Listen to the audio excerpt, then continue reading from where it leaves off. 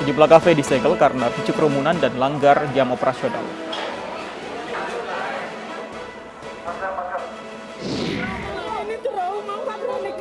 Ratusan anak-anak dievakuasi pasca bentrok di perkebunan sawit.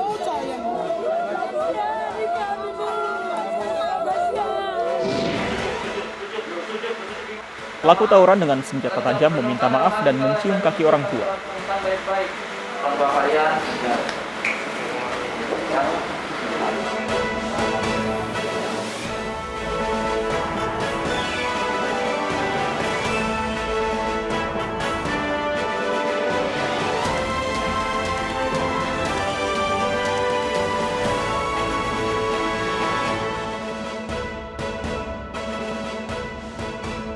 Halo, selamat siang pemirsa. Saya Fandi Hasib kembali hadir untuk memperbarui informasi Anda dalam Anyu Siang hari ini. Selain 3 informasi tadi, redaksi kami juga telah menyiapkan beragam informasi lain yang sayang untuk Anda lewatkan. Dan informasi pertama ada rekan saya, Loviana Dian. Lovi, silakan. Terima kasih, Fandi. Pemirsa, baru-baru ini di media sosial beredar informasi yang menyebut bahwa Kementerian Kesehatan tak lagi menanggung biaya perawatan pasien COVID-19. Aturan ini disebut berlaku mulai 1 Oktober 2021. Benarkah demikian? Apakah tepat kebijakan ini diterapkan di tengah hantaman ekonomi akibat COVID-19? Kita akan bahas dalam Anyu Siang selengkapnya.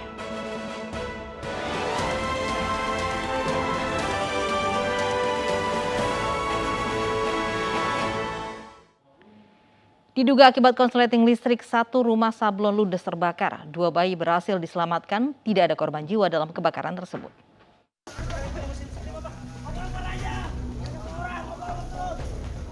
Senin dini hari, rumah sablon di kawasan Cengkareng, Jakarta Barat terbakar hebat.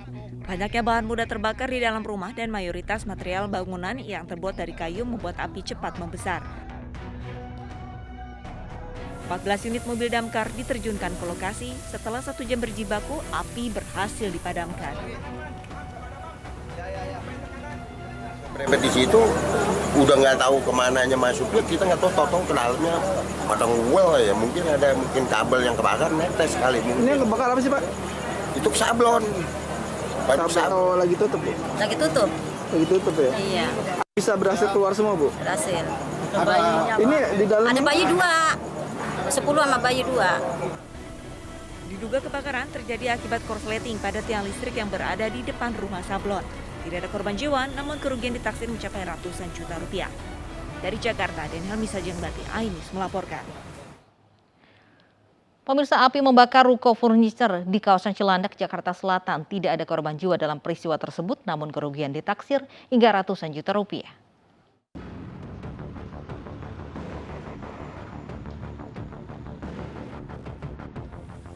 Api membakar ruko penjual furnitur di Jalan Antasari Cilandak, Jakarta Selatan pada Minggu malam. Banyaknya bahan yang mudah terbakar membuat api cepat membesar dan membakar habis seisi ruko.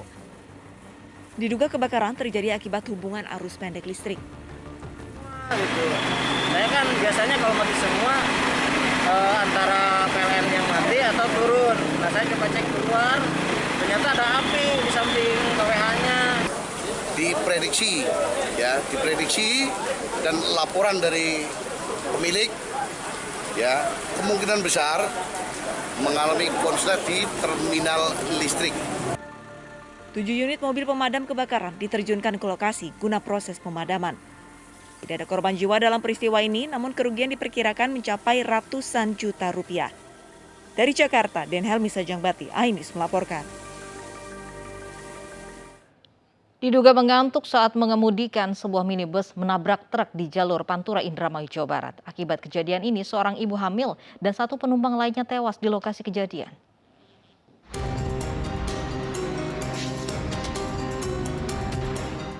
Dua orang tewas dalam kecelakaan maut di jalur Pantura, Desa Santing, Kecamatan Losarang, Kabupaten Indramayu, Jawa Barat pada Senin dini hari. Salah satunya merupakan ibu hamil. Kecelakaan berawal saat mobil minibus bernomor polisi E1012YS yang dikemudikan Nanang Kosim datang dari arah Jakarta menuju Cirebon. Saat melaju dalam kecepatan tinggi, tiba-tiba kendaraan oleng dan menabrak sebuah truk dengan nomor polisi E9050PD yang tengah berhenti di tepian jalan. Diduga kecelakaan terjadi akibat pengemudi minibus yang mengantuk dan hilang kendali. Avanza berusaha untuk menyalip kendaraan truk yang ada di depan. Namun demikian posisinya kurang menguntungkan sehingga menabrak bagian bak belakang sebelah kanan. Akibat kecelakaan ini, 2 orang tewas di lokasi kejadian. Sopir minibus dan 2 penumpang lainnya mengalami luka berat. Kini kasus tersebut dalam penanganan petugas unit laka lantas Polres Indramayu, Jawa Barat. Guna kepentingan penyelidikan lebih lanjut, mobil minibus dan truk dievakuasi ke Mapolsek Losarang. Dari Indramayu, Jawa Barat, Iskandar Ainis melaporkan. 1 orang tewas dalam kecelakaan lalu lintas di jalur lintas timur Ogan Komering Ilir, Sumatera Selatan. Dahsyatnya kecelakaan membuat 2 kendaraan terbakar. Polisi mendalami kecelakaan maut antara truk Fuso dan motor di jalur lintas timur Ogan Komering Ilir, Sumatera Selatan. Akibat kecelakaan, pengendara motor tewas di tempat.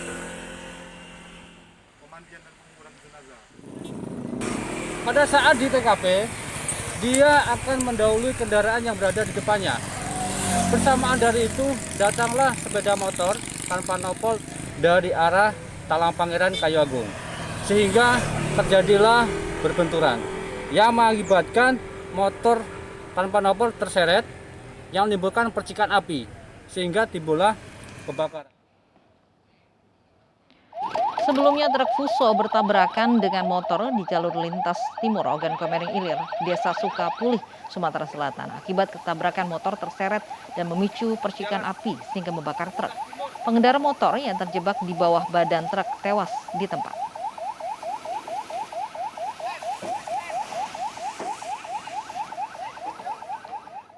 Dua kelompok warga di Makassar, Sulawesi Selatan kembali terlibat tawuran. Polisi lepaskan tembakan peringatan dan gas air mata untuk membubarkan massa.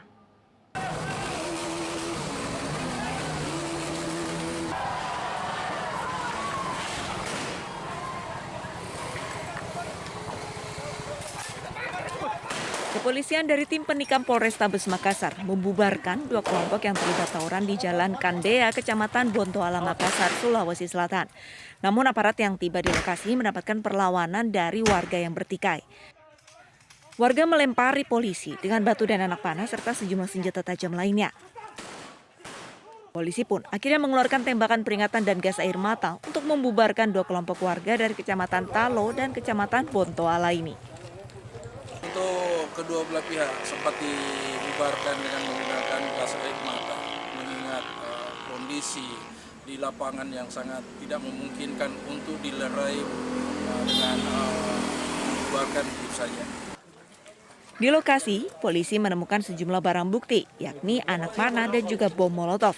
Sementara penyebab tawuran diduga masih terkait dengan dendam lama kedua kelompok warga. Dari Makassar, Sulawesi Selatan, Leo Muhammad Nur, Ainus melaporkan.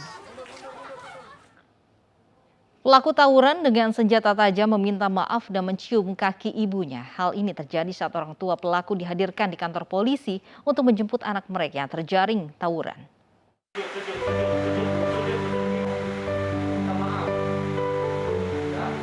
Pelaku tawuran ini bersujud dan mencium kaki orang tuanya sebagai bentuk permintaan maaf dan tanda menyesal. Hal ini dilakukan karena mereka tertangkap tangan hendak menggelar tawuran. Momen haru ini terjadi saat orang tua pelaku diminta hadir di Mapolsek Kembangan. Nggak tahu sampai kemarin ya. Terus Bapak dengar informasi gimana nih Pak? Dari teman, orang tua teman juga. Dari orang tua teman? Iya. Yang selama ini anaknya seperti apa sih Pak di rumah sendiri? Baik-baik aja, cuma sering nongkrong sama teman kayak gitu. Jadi lebih nanti akan lebih mengontrol anak atau seperti apa sih Pak ke depannya? Saya akan terus ingatkan, tadi bagus ada nasihat ya, untuk anaknya disiplin ya. Orang tua pelaku dihadirkan untuk mengikuti pembinaan sebelum anak mereka diizinkan pulang. Namun sebelumnya, pelaku diminta membuat pernyataan tidak akan mengulangi perbuatan kriminal.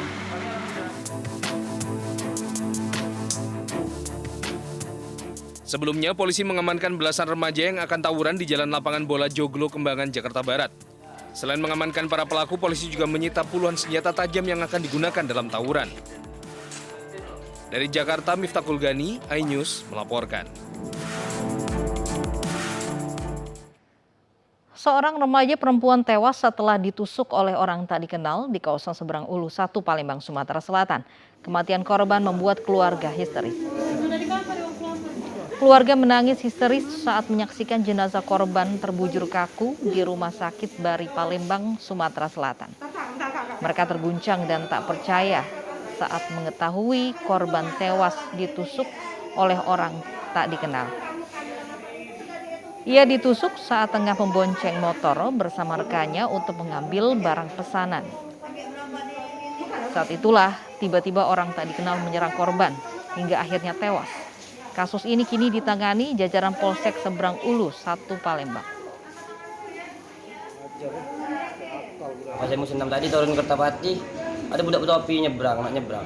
Nomor kelading, langsung ujar kami aja. Itu. Iya. Kenal lah gitu. Tidak kenal. Jadi cewek kita posisi di bonceng. Posisi di belakang dia. Di bonceng. Iya, dengan aku. Ditujai bagian mana? Belakang. Sini nah. Untuk motif saat ini masih dalam tahap penyelidikan karena ini masih dilakukan penyelidikan oleh tim kita Reskrim R1. Luka di bagian apa? Luka sementara tusuk di bagian leher sebelah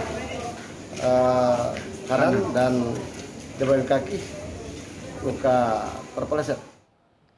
Untuk mengetahui perkembangan penyelidikan kasus penusukan, sudah bergabung bersama kami ada Kompol Tri Wahyudi Kasat Reskrim Polrestabes Palembang. Selamat siang Pak Tri. Selamat siang, Mbak. Pak Tri, apakah sudah terungkap identitas dari pelaku penusukan? Alhamdulillah betul sekali, kami sejak dari kejadian bekerjasama, kami bentuk tim gabungan dan juga di backup dari Polda Sumatera Selatan, Jatranras. Alhamdulillah kami sudah mengetahui identitas dari pelaku dan sudah mulai dari beberapa jam setelah kejadian kami lakukan pengejaran terhadap pelaku. Identitas dari pelaku ini apakah ada kaitan dengan korban, Pak?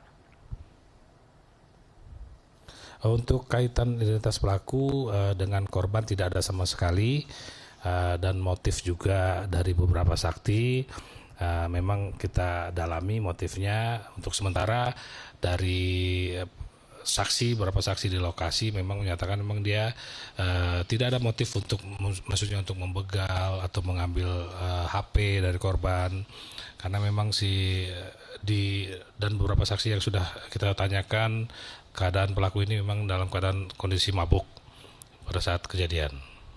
Baik, apakah ada modus lain, Pak? Untuk saat ini untuk modus lain kami belum dapat menyimpulkan.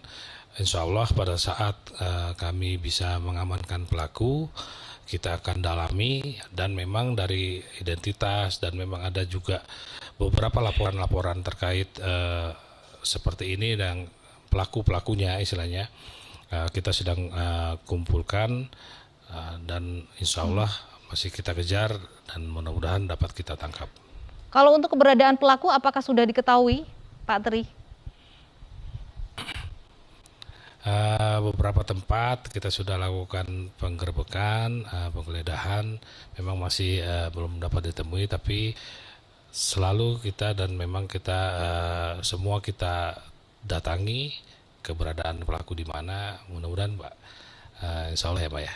Baik, apakah di kawasan yang sama sering terjadi penusukan oleh orang tak dikenal? Untuk di situ memang tidak pernah terjadi daerah apa, misalnya seperti yang Mbak tanyakan tadi, memang kejadian memang pas waktu malam minggu itu hanya oleh pelaku yang kejadian. Untuk kasus-kasus lain yang sama di TKP yang sama tidak pernah terjadi. Baik, bukti-bukti apa yang sudah didapatkan dari keterangan saksi dan juga keluarga korban sendiri? Untuk barang bukti yang dari tersangka sudah kita amankan pada saat kita geledah rumah orang tua dari tersangka. Kita dapatkan pakaian yang digunakan tersangka pada saat melakukan penusukan, dan memang ada bercak darah juga di dalam pakaian tersebut, sudah kita amankan. Dan barang bukti yang kita sedang cari dengan tersangka juga dari sajam yang dilakukan.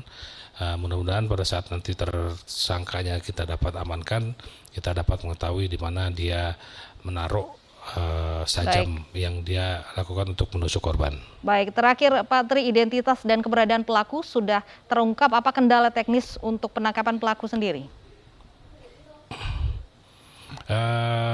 Kalau identitas sudah dapat, ini pelaku memang istilahnya orangnya agak liar ya, dan beberapa tempat yang sudah sering dia kunjungi sudah kita datangi semua. Mudah-mudahan nggak ada kendala, insya Allah bisa terungkap dan bisa tertangkap pelakunya. Baik, terima kasih atas waktunya Pak Tri. Selamat bertugas kembali. Dan pemirsa, 3 korban hilang penumpang minibus tenggelam di Konawe ditemukan oleh tim SAR gabungan. Ketiga korban terjebak di kursi bagian belakang dan meninggal dunia.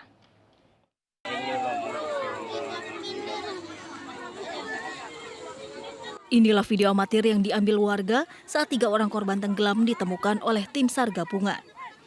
Setelah pencarian selama 5 jam, 3 orang penumpang minibus yang tenggelam di Sungai Konaweha, Desa Lalunggaluku, Kecamatan Bondoala, Kabupaten Konawe, Sulawesi Tenggara, ditemukan meninggal dunia. Diduga 3 korban yang merupakan anak berusia 8 tahun bernama Hovifah Eka Syahrani, Sri Hasnati berusia 41 tahun, dan mertua sang supir Sumarsih berusia 60 tahun terjebak di kursi bagian belakang sehingga saat minibus tenggelam mereka tak bisa keluar dari dalam mobil. Pada pukul 15.30 waktu Indonesia Tengah, tim SAR gabungan berhasil menemukan posisi mobil yang tenggelam sekitar 30 meter dari lokasi penyeberangan. Dan pada pukul 15.40 ketiga korban yang masih terjebak di dalam mobil berhasil dievakuasi dan selanjutnya diserahkan kepada keluarga korban. Sebelumnya mobil yang berisi 8 orang yang merupakan satu keluarga ini akan bertolak ke Kabupaten Konawe Utara untuk menghadiri hajatan keluarga. Namun pada saat akan menyeberang menggunakan jasa pincara dari arah Kendari menuju Konawe, tiba-tiba minibus terjun ke sungai. 5 dari 8 penumpang berhasil dievakuasi warga menggunakan rakit bermesin. Sementara 3 penumpang lainnya sempat hilang selama 5 jam sebelum akhirnya berhasil ditemukan. Dari Kabupaten Konawe, Sulawesi Tenggara, Febriono Tameng, iNews melaporkan. Sejumlah pemotor kabur dan melawan arah saat razia Crowd Free Night di kawasan Gambir, Jakarta Pusat. Informasinya akan disampaikan oleh rekan saya Fandi Hasib sesaat lagi.